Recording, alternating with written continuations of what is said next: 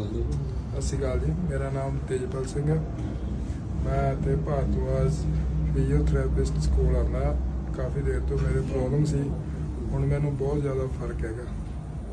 ਧੰਨਵਾਦ। ਕਦੇ ਸੋਚਿਆ ਨਹੀਂ ਕਿ ਨਹੀਂ ਤੇ ਚੱਕੇ ਬਾਦਸ਼ਾਹ ਖੁਸ਼ ਰਹਿੰਦੇ ਆ ਨਹੀਂ ਜਿੱਥੇ ਸਾਨੂੰ ਰੱਖੇ ਬਾਦਸ਼ਾਹ।